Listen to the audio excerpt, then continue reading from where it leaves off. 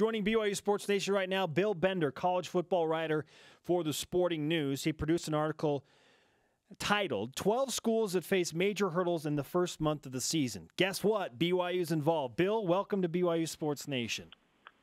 Hey, thanks so much for having me on, guys. I appreciate it. You got it. To quote your article, you said BYU's September schedule might just be the most ambitious September schedule possible for an independent. So with that in mind, Bill, what does BYU have to do in the first month of the season to make some noise on the national landscape?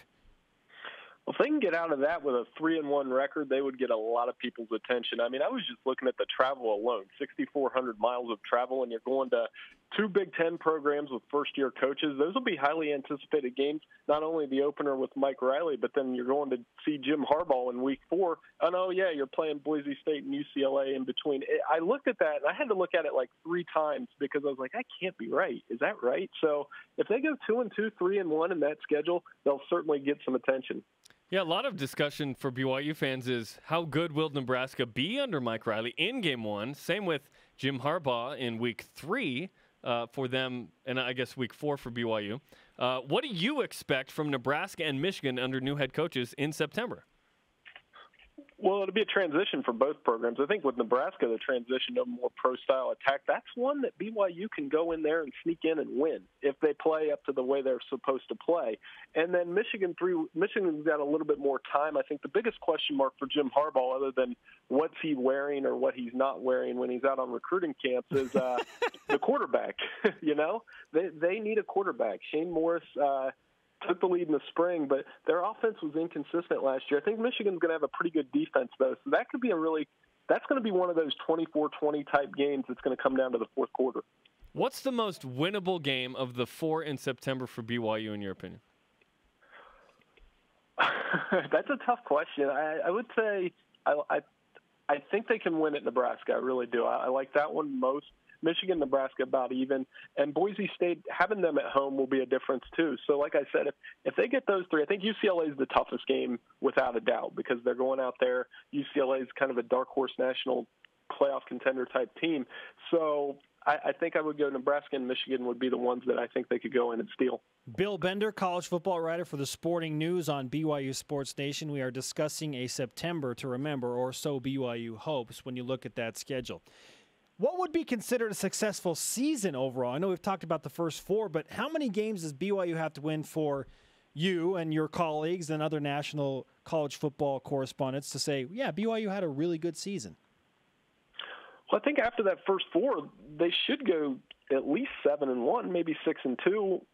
Looking at that schedule, I mean, they play at Missouri and Kansas City. That's another tough one. It's just, I'm impressed with the overall power of the schedule. And before I came on here, your producer said, well, go look at 2016. And I just shook my head. I was like, I can't believe this. So I respect what BYU is doing. I respect the schedule. I did last year, too. So I think if they could get to 8-9 wins with this schedule this year, then that – and with Taysom Hill, I think that's doable. Then they are going to get some more attention. And I think not just from us, they want to get the Big 12's attention. I think that's what they're looking at.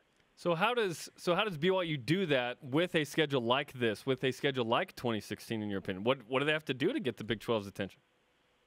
Well, when I spoke with Bronco Mendenhall last year, he had a great quote to me. He's like, I don't know if we have to get a magic wand and touch somebody on the forehead to get the Power Five's attention. I think the Big 12, if they get left out of the playoff again because of that lack of a championship game, then BYU is going to become a more and more attractive option. I think it puts the Big 12 in the Mountain West time zone. It's a good football brand. It's a good football brand for the Big 12. Now, most of the people I talk to think Big 12 expansion is unlikely, but I think as we get 3-4 years down the road, and if BYU continues to show up and show out with these tough schedules, yeah, they're going to look like an attractive ad at least from a football perspective. It's interesting that you say the people you're talking to say that Big 12 expansion is unlikely because it's now we've talked to a few people in the heart of Big 12 country that kind of feel like, well, if we don't expand, we're going to get eaten up by the other 4 Power 5 conferences. If Texas or Oklahoma gets picked off, then say goodbye to the Big 12. What do you think about the idea that they need to expand to stay relevant within the Power 5? Well, I agree with that. I do. Even though if they don't expand, I think that's going to be a thing that you look at where these other 4 conferences, if they keep putting teams in the playoffs and the Big 12 gets left out, that's going to become a conversation. So while the idea of a 4 super conferences with 16 teams each is intriguing to me just because it's very, everybody's the same, I don't think that's going to happen right away. I think the more feasible option is that, maybe 3 or 4 years down the road, the Big 12 starts to take a hard look at BYU, Cincinnati, Houston, and a couple other schools that would be a fit, not only just from a football standpoint. I mean, I didn't even mention BYU basketball is a good program too, and they would add something to the conference from a basketball standpoint too. Let's give you the power, Bill. We've been talking Power 5. Let's give you the power. You're the commissioner of the Big 12. If you add 2, who are you putting in? I'm gonna add BYU right away, just because I think that's the best football brand that isn't in a Power 5 conference. And I'm saying with Notre Dame being into, they're doing a 5-game thing with the ACC. They should be in the Big 10 anyway, but that's a conversation for another day. But I think I would put BYU in there, and then I would take a hard look at Cincinnati and Houston and try to figure out what I want. Do I want Cincinnati as a travel partner with West Virginia? Or do I want a Houston in that Houston market, have another Texas school? It feels very Big 12, and it reduces travel costs. Those would be the 3 schools I would look at hardest.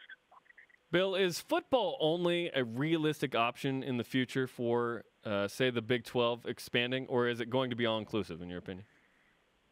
Well, they're going to have to, I mean, that's something they got to look at. With West Virginia's travel costs, I mean, you got to remember West Virginia is 800 miles from anybody else in the conference. Their state doesn't touch anybody else in the Big 12, and it was kind of an ad that they made where West Virginia is another school that probably would fit better in the Big 10 or the ACC, but the fact is they're in the Big 12. So you got to weigh in the travel costs with the other sports programs, but I think it has to be all-inclusive that if you bring in a BYU and Cincinnati, they're not going to just want to be in there for football only.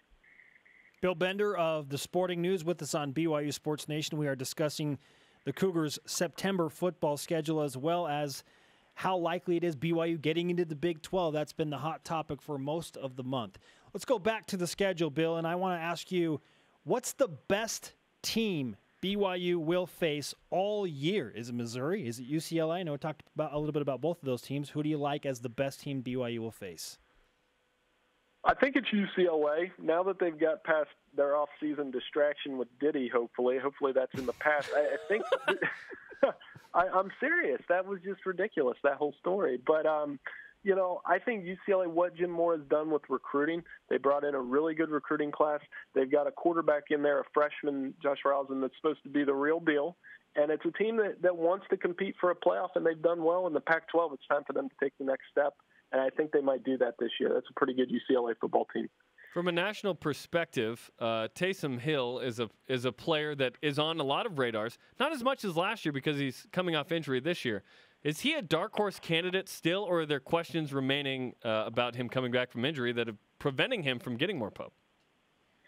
I couldn't have felt worse when he got injured last year because I thought he got off to just a fantastic start. I wrote an article about BYU that week, and he got injured, and I felt just horrible because I thought here he was going to get in the Heisman race. Now, provided he shows he's healthy, he's one of the best dual-threat quarterbacks in the country just because of his ability.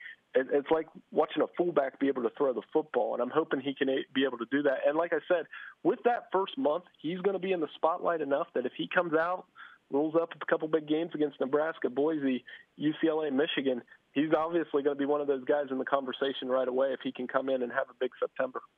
Well, put on your optimistic goggles. We call them the blue goggles, Bill. And with Taysom Hill as the quarterback and has senior class teammates that are good players, Jamal Williams at running back, Mitch Matthews as the receiver, what's the likelihood that BYU could potentially win 10 games in this schedule with adding on a bowl game?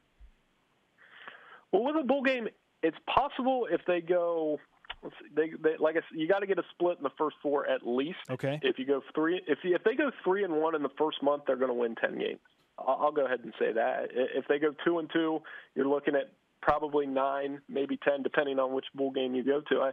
I think this is our other writer, Matt Hayes, wrote earlier this week that this is BYU's best team in a decade, and if that's true, then it's a team that can go out there and win 10 games this year.